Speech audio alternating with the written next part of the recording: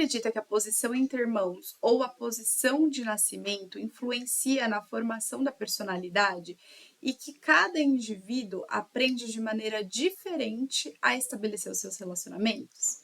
No vídeo de hoje, nós vamos pensar sobre a teoria da posição entre irmãos de Bowen.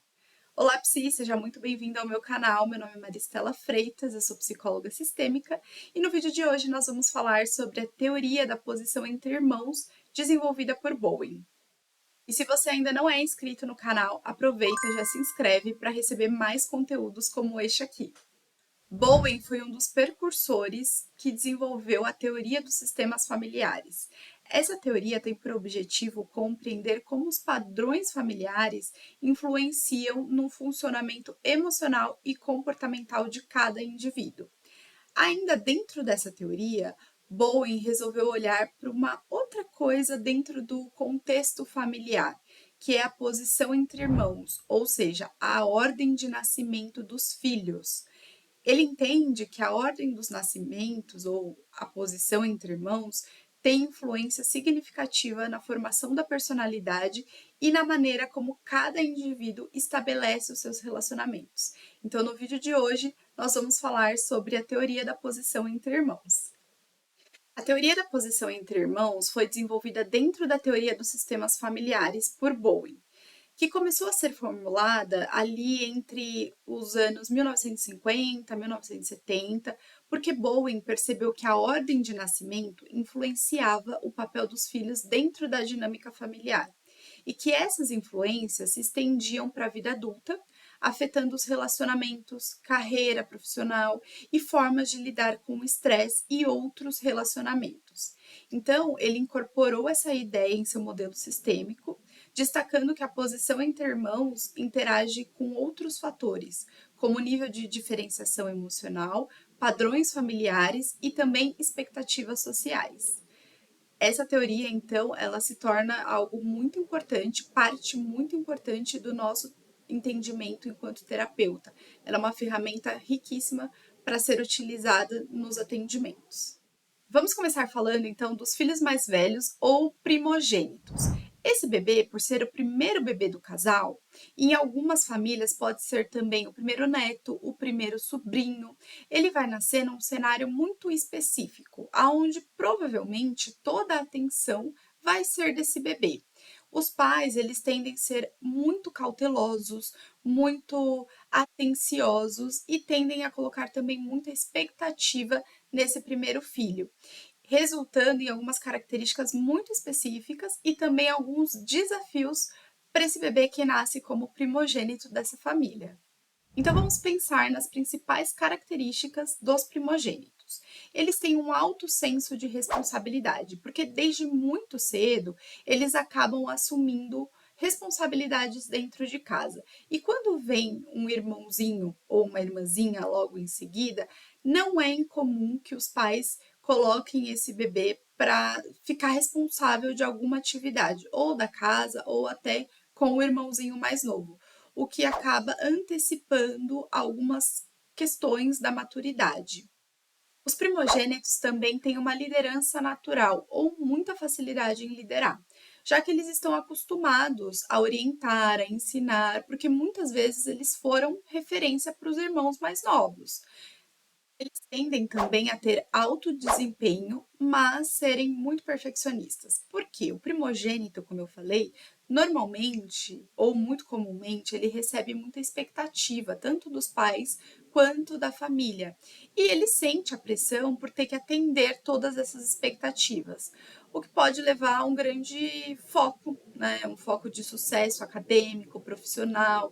São pessoas que gostam de planejamento, de organização, mas podem se frustrar quando as coisas não saem como ele planejou. Cautelosos e têm um senso de dever muito grande. Comparado com os outros irmãos mais novos, por exemplo, eles tendem a ser mais conservadores e avessos a correr riscos, porque eles aprendem desde cedo que as suas ações impactam as outras pessoas. Por isso, eles pensam muito antes de tomar qualquer decisão. Os primogênitos, eles podem ser também bastante protetores e responsáveis. Como eu disse, né, os primogênitos desde muito cedo, eles acabam assumindo alguns papéis de responsabilidade dentro de casa, dentro da família. Então, essas características, elas são exercitadas desde muito novinho, podendo tornar pessoas muito confiáveis e cuidadosas nos seus relacionamentos de modo geral. E os desafios mais comuns entre os primogênitos pode ser a ansiedade e o medo de falhar. Porque como eles estão acostumados a corresponder às expectativas dos outros, eles podem desenvolver um forte medo de errar e frustrar essas pessoas que são tão importantes para ele. E ele vai se frustrar também. Né? Então, o que deixa ali muito sempre antenado, né? Muito ligado em tudo que está acontecendo, e aí pode gerar uma ansiedade e uma autocrítica. Eles podem também desenvolver uma tendência ao autoritarismo, porque eles estão acostumados a assumir papéis de liderança. E aí, se isso não for bem trabalhado, esse papel ele pode se desenvolver de uma maneira rígida, né? E ele espera que os outros sigam as suas ordens exatamente como ele passou. Mas isso nem sempre acontece.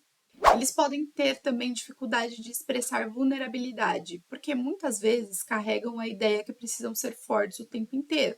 Afinal de contas, são os filhos mais velhos, são um exemplo, são os responsáveis, os organizados. Então, eles evitam demonstrar que existem medos, existem inseguranças e têm muita dificuldade em pedir ajuda. Com tudo isso que a gente falou, os primogênitos sentem muito frequentemente um sentimento de uma sensação de sobrecarga, porque ele foi colocado desde muito cedo num lugar de responsabilidade, né? Então ele cresce sentindo que precisa cuidar de tudo, de todos, que precisa corresponder, que não pode frustrar o outro, né? Então isso pode gerar esse estresse e essa exaustão emocional. O filho do meio, ele ocupa uma posição muito peculiar dentro do sistema familiar, porque diferente dos primogênitos, que pelo menos nos primeiros anos ou meses de vida recebeu exclusividade de atenção, de carinho dos pais e de alguns familiares, e também diferente do caçula, que recebe uma atenção toda especial para o seu bebezinho da casa, né, acaba tendo mais autorização para algumas coisas, o filho do meio muitas vezes sente que precisa encontrar o seu próprio espaço. E isso faz com que ele desenvolva características muito específicas. Algumas das características importantes do filho do meio é que eles acabam desenvolvendo uma forte habilidade de mediação e diplomacia, porque eles estão no meio, né? E a tendência é que eles sejam estimulados durante toda a sua vida a encontrarem um equilíbrio nas situações. Então, os filhos do meio, ele frequentemente se torna ponte, se torna um mediador ali entre os irmãos mais velhos e os mais novos. Eles aprendem a negociar desde muito cedo e desenvolvem habilidades sociais e emocionais que os tornam excelentes mediadores, como eu falei, de conflito, tanto na família quanto em outros contextos, como amizade, trabalho, esporte. Com isso, os filhos do meio, eles também têm um alto potencial para serem flexíveis e adaptáveis. Diferente do primogênito, que normalmente gosta de seguir regras, né, tem aquele padrão organizado, voltado muito para o desempenho, o filho do meio, normalmente, ele se torna mais flexível. Ele aprende a se adaptar às mudanças e a encontrar o seu próprio caminho, o que pode torná-lo alguém muito versátil e criativo. Ele entende que ele não precisa seguir todas as regras de maneira tão rígida. Ele se autoriza a fazer a coisa de uma forma diferente, a pensar um pouquinho fora da caixa. E como o filho do meio não recebe tanta responsabilidade como o mais velho e nem tanta atenção como o caçula, eles sentem a necessidade de se destacar de outras formas. E isso pode levar a explorar interesses únicos, diferentes, né, do que tem ali oferecido pela família. E se torna alguém muito independente, buscando criar a sua própria identidade sem se comparar, sem ser comparado com os outros irmãos. Os filhos do meio, eles têm ótima capacidade de relacionamento interpessoal, porque eles estão acostumados a lidar com diferentes dinâmicas dentro da família. Então, o filho do meio, ele desenvolve a empatia, a facilidade para se relacionar com diferentes perfis, e isso pode tornar um excelente amigo, parceiro amoroso e também colega de trabalho. Ele tem a tendência a ser mais aberto e aventureiro. Como os pais geralmente relaxam um pouco mais nas regras à medida que tem mais filhos, o filho do meio ele pode crescer com mais liberdade para experimentar coisas novas. Isso pode torná-lo alguém mais aberto às novas experiências e também disposto a correr riscos de forma calculada, de forma cautelosa. Os filhos do meio também tendem a desenvolver uma autossuficiência emocional. Isso porque eles aprendem a não depender tanto da validação externa. E isso torna eles pessoas emocionalmente autossuficientes. Eles sabem lidar bem sozinhos e não esperam que os outros resolvam os seus problemas o tempo todo. Os filhos do meio geralmente têm mais facilidade para pedir ajuda, mas mesmo assim ele não espera que as outras pessoas resolvam as coisas por eles. Ele sabe que ele pode ficar nesse lugar de ser cuidado, de receber ajuda, mas também ele tem uma habilidade muito interessante de autossuficiência, de ir para cima de resolver os problemas, de resolver os próprios conflitos. E os principais desafios e dificuldades que os filhos do meio podem enfrentar é a sensação de invisibilidade ou de se sentir deslocado. Como eles não ocupam um papel de primogênito, aquele que é responsável, e nem do caçula, que é o protegido, alguns filhos do meio podem sentir que não recebem tanta atenção dos pais, e isso pode gerar uma busca constante por reconhecimento. Eles têm também uma certa dificuldade de se impor, por quê? Eles foram acostumados a mediar conflitos, a flexibilizar muitas coisas, né, para evitar os confrontos diretos, e isso acaba gerando uma certa dificuldade em expressar as suas próprias necessidades e vontades, por medo de desagradar. Lembra que ele tem a necessidade de se ver visto, de ser aprovado? Então, ele tem muito medo também de frustrar as pessoas e afastar as pessoas. Por isso, ele acaba negligenciando ali os seus limites muitas vezes. Os filhos do meio, eles tendem a experimentar diferentes papéis e grupos sociais. Na tentativa de encontrar o seu lugar, o seu eu, os filhos do meio podem transitar por diferentes grupos e estilos de vida. E às vezes ele pode se sentir que não pertence totalmente a nenhum deles. Os filhos do meio podem ter também uma certa resistência à autoridade.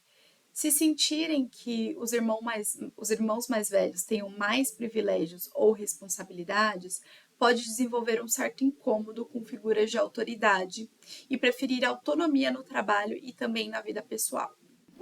E agora vamos falar do filho mais novo ou caçula, que também ocupa um lugar todo especial dentro da família, porque geralmente o caçula também recebe muita atenção, tanto dos pais quanto dos irmãos mais velhos. Isso pode fazer com que ele seja o mais protegido, mas também o mais livre para explorar o mundo com menos pressões. O seu papel na dinâmica familiar muitas vezes molda a sua personalidade para ser alguém mais carismático, criativo e, em alguns casos, desafiador das regras. Então, as principais características dos filhos mais novos é que normalmente eles são muito carismáticos e têm facilidade de socializar. Eles crescem rodeados por figuras mais velhas. Os caçulas eles aprendem desde muito cedo a conquistar a atenção de todos. Muitas vezes eles desenvolvem um senso de humor marcante e um jeito cativante que os torna bons comunicadores. Eles são também bastante espontâneos e criativos, sem aquele peso da responsabilidade que normalmente recai todo sobre o mais velho e também respingou um pouco no do meio. O caçula muitas vezes ele se sente mais livre para explorar a sua criatividade, de arriscar na vida, sabe? Então ele gosta de pensar fora da caixa, de tentar e testar novas ideias e não se prende muito a regras, a moralidades tão rígidas. Então, eles são menos propensos a seguir regras e normas tradicionais, porque eles crescem em uma família onde os pais já passaram pela experiência da criação de outros filhos, então é comum que as regras sejam já um pouco mais flexíveis, né? E isso pode levar a desafiar normas e buscar caminhos alternativos para alcançar o que deseja. Normalmente eles são bastante autoconfiantes e muito otimistas. Os filhos mais novos, eles costumam ser encorajados a experimentar, a arriscar sem tanto medo. Como consequência, eles desenvolvem confiança em si mesmo e uma visão otimista da vida, acreditando que sempre podem encontrar uma solução para o desafio. Afinal de contas, ele normalmente tem base muito segura, tanto nos pais quanto nos irmãos. Os filhos mais novos, eles têm tendência em evitar responsabilidades, porque ao contrário dos primogênitos, que desde muito cedo foram colocados naquele lugar de responsáveis, o caçula, ele não tem esse senso de dever tão forte, então ele evita alguns compromissos. Eles preferem ambientes mais flexíveis, onde eles possam ter mais liberdade de escolha e de expressão. Os caçulas, eles tendem então a evitar responsabilidades excessivas, porque ao contrário do primogênito, que foi posto desde muito cedo na posição de responsável, os caçulas não, né? Eles foram mais autorizados a estar ali de uma forma mais leve. Então, eles tendem a procurar ambientes e relacionamentos que sejam mais flexíveis e que eles possam se sentir mais livres e também se expressar mais livremente. Os caçulas normalmente têm um forte relacionamento, uma forte afeição pela família, porque mesmo que sigam caminhos diferentes, que quebrem aquelas regras, aqueles padrões, os caçulas eles costumam manter o vínculo afetivo muito forte com os pais e os irmãos, que, como eu falei antes, tendem a ser a base segura. Como geralmente eles foram muito protegidos e apoiados, eles valorizam esse suporte e buscam mantê-lo sempre ao longo da vida. E alguns dos principais desafios e dificuldades dos filhos mais novos é a dependência emocional e a dificuldade de lidar com frustração. Como eles sempre foram muito protegidos, tem sempre ali uma base segura, alguém para auxiliar, eles podem crescer com uma certa dificuldade, né, de decidir coisas sozinho, enfrentar desafios sozinhos, esperando que sempre haja alguém ali para dar suporte para ele.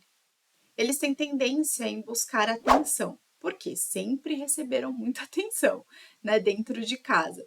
Então, essa necessidade, ela pode ser levada para a vida adulta se não for trabalhada. Então, constantemente, esse filho mais novo, ele pode buscar essa validação dos outros, e isso a gente sabe que traz complicações importantes para o desenvolvimento emocional.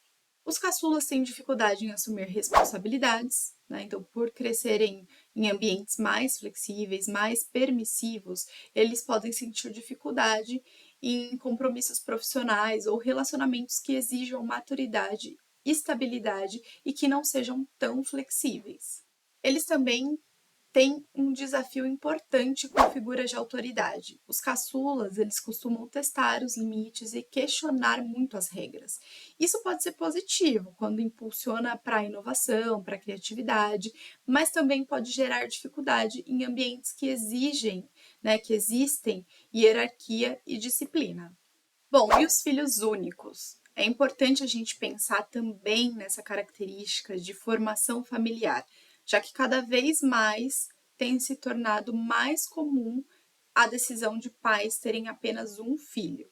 Então, o filho único, ele cresce em um ambiente onde ele não precisa dividir a atenção dos pais com os irmãos. E isso impacta, assim, diretamente na formação da tua personalidade e no desenvolvimento emocional. Porque sem a influência dos irmãos mais velhos ou dos mais novos, ele tende a desenvolver características tanto dos primogênitos quanto dos caçulas, mas de uma maneira mais intensa, afinal de contas, é tudo centralizado nele, né? A relação próxima com os pais torna ele mais maduro para a idade, enquanto a ausência de concorrência na família pode reforçar alguns traços de independência e perfeccionismo. Os filhos únicos, eles recebem toda a atenção, todo o cuidado, toda a expectativa dos pais, não tem com quem dividir. E em alguns casos pode acontecer também dele receber isso dos avós, dos tios, né? Pelo menos por um período até que venham primos, enfim. Mas, de modo geral, na convivência ali com os pais, ele convive mais com adultos e não tem irmãos para dividir. Então, tudo é depositado nesse bebê, nessa criança. Por isso é tão importante a gente pensar assim em filhos únicos. Falar sobre as principais características dos filhos únicos. Desde muito cedo, os filhos únicos eles acabam aprendendo a lidar sozinho com os desafios e a buscar soluções por conta própria. E ele pode se tornar muito autossuficiente e não sentir tanta necessidade de depender dos outros para tomar decisões importantes relacionadas à sua vida. Então ele acaba sendo muito autônomo, muito independente. E isso também resulta numa maturidade precoce, porque como ele acaba convivendo mais com adultos do que com crianças, o filho único ele pode desenvolver essa maturidade acima da média para a idade que ele tem. Muitas vezes ele acaba preferindo interação com pessoas mais velhas e demonstra um pensamento mais analítico e reflexivo também. Afinal de contas, ele está sempre ali com os pais, né, com adultos. Ele vai sendo estimulado já a ter uma postura mais madura. Ele tem também um forte senso de responsabilidade, porque ele não tem irmãos para dividir a atenção e a responsabilidade dentro de casa. Então, o filho único, frequentemente, ele acaba assumindo papéis de compromisso e seriedade desde muito cedo. E ele acaba sentindo também uma pressão maior para corresponder às expectativas dos pais. E por isso tendem a ser mais organizados e concentrados também no objetivo que ele estipula, né? Eles são muito comprometidos com qualquer objetivo que ele se propõe a fazer. E por passar mais tempo sozinho, o filho único ele costuma desenvolver com muita facilidade a concentração e também aprofundar em temas que sejam do seu interesse. Isso pode torná-lo alguém muito estudioso e também intelectual, com habilidades analíticas bem desenvolvidas. Os filhos únicos, normalmente, eles são mais introspectivos ou eles prezam bastante por momentos de introspecção, justamente por desde muito novos, terem vários momentos que ficam mais sozinhos, né? Então, eles podem ter momentos também de extroversão, né? De momentos sociais, que falam com todo mundo, que gosta de estar no meio de pessoas, mas eles prezam muito por esse momento de introspecção, de reconexão. Eles podem ser também bastante criativos e desenvolver um alto nível de imaginação, porque como eles não têm irmãos, como eu estava falando, tendem a ficar muito tempo sozinhos, né? O filho único, então, ele desenvolve uma rica vida interior e criativa. Ele pode se tornar alguém com grande imaginação e gostar muito de atividades que tenham a ver com isso, né? Com a criação, com a fantasia, a arte, com a escrita. Então, eles tendem a ser bastante criativos. E também tem bastante facilidade em lidar com adultos, porque desde pequenos eles estão acostumados a interagir com adultos, o que lhe dá uma desenvoltura para se comunicar muito bem em ambientes mais formais e até ambientes que tenham pessoas mais velhas.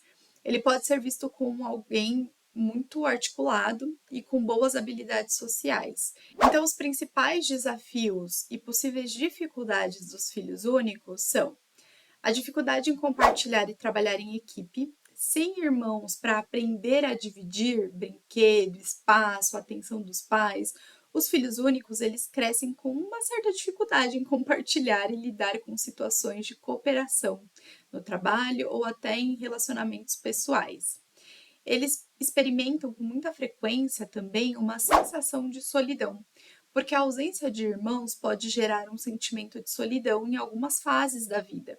E o filho único pode precisar se esforçar um pouco mais para criar laços de amizade que compensem essa falta. Normalmente, os filhos únicos eles prezam por relacionamentos mais duradouros, né, que tenham aí essa certa estabilidade. E sem irmãos para dividir o foco, o filho único pode sentir também uma pressão para ser bem-sucedido, para atender às expectativas dos pais, o que pode gerar ansiedade e autocobrança excessiva. Se ele cresceu com muita atenção e sem precisar disputar espaço, pode ter dificuldade em lidar com nãos também, ou situações que não recebe o que deseja de imediato, ou seja, tem dificuldade de lidar com frustração e contrariedades. E por estar acostumado a resolver tudo muito sozinho, o filho único pode ter dificuldade em pedir ajuda e construir relações de interdependência saudáveis. Os filhos únicos, então, tendem a ser mais individualistas. E quando acontece de vir gêmeos, trigêmeos, como que a gente pensa essa teoria da posição entre irmãos? Será que dá para aplicar essa teoria? Gêmeos univitelinos, dá, sim, e é importante a gente considerar isso, porque não é incomum a gente ver as pessoas falando, são gêmeos, são iguais, têm a mesma personalidade. Gente, isso é um erro e é uma violência muito grande para essas pessoas, porque são pessoas diferentes, têm um desenvolvimento diferente, sim, têm personalidades diferentes. Então, como que a gente vai considerar? Mesmo sendo gêmeos, univitelinos, trigêmeos, não importa, eles têm uma ordem de nascimento. Mesmo que seja mínima a diferença, minutos, segundos, não importa. É importante considerar isso. Quem nasceu primeiro, quem nasceu depois, né? E o que vai sendo dito para essas crianças no decorrer do seu desenvolvimento. Os pais, os familiares acabam colocando alguns paradigmas nessas crianças, tanto em bebês gêmeos quanto não gêmeos, tá? Então, nasceu primeiro porque é assim, assim, assado, depois veio ele com tais e tais características, né? Então, a gente sabe que essas falas, elas acontecem no ambiente familiar e é importante a gente identificá-las e considerá-las. Nem sempre o gêmeo vai falar, eu vim primeiro que meu irmão, tantos minutos, tal. Às vezes ele nem sabe disso, mas por essas falas a gente consegue identificar, né, quem que recebeu pelo menos esse papel do filho mais velho ou do filho mais novo. Então, com gêmeos, com trigêmeos, dá sim para a gente trabalhar e considerar essa teoria da posição entre irmãos. Bom, e aproveitando o enredo da premissa do que é colocado ali para o filho mais velho, para o filho mais novo, é importante a gente associar ainda a essa teoria da posição entre irmãos alguns conceitos, né, algumas outras reflexões como gênero, raça, etnia. Então, se você estiver atendendo uma paciente, por exemplo, que é filha do meio e o irmão mais velho, o irmão mais novo são homens, como que é para ela estar numa família assim, ser a mulher filha do meio? Se é uma pessoa adotada que tem uma etnia, uma raça diferente, como que é como que é estar nessa família, como que essa família o recebeu ou a recebeu, enfim. Então, associar essas questões num grupo um pouco mais macro que tem a ver com a sociedade, ela é importante sim para a gente entender também a teoria da posição entre irmãos, tá? Então, não dá para a gente ir pensando coisas muito soltas, a gente precisa integrar esses conceitos nessa teoria que é tão importante. A teoria da posição entre irmãos, ela não determina rigidamente a personalidade da pessoa, mas ela nos ajuda a entender quais são os padrões que se repetem e influenciam a vida e o desenvolvimento dele. Ela nos dá ferramentas importantes para compreender melhor a história daquele indivíduo e como isso afetou, afeta os relacionamentos, as escolhas e a visão de mundo. Por isso, é uma teoria tão importante até hoje para ser utilizada dentro do atendimento clínico. Bom, Psi, é isso. Eu espero ter ajudado vocês. Eu espero que você goste desse conteúdo. Me conta aqui se você já conhecia a teoria da posição entre irmãos. Me conta se você foi se identificando aí, se você é filho mais velho, do meio, ou caçula, ou filho único, né? Como que isso foi tratado. Eu vou adorar saber. E se você gostou do vídeo, curte, compartilha e não esqueça de se inscrever no canal para receber mais conteúdos como este aqui. Eu te aguardo no próximo vídeo.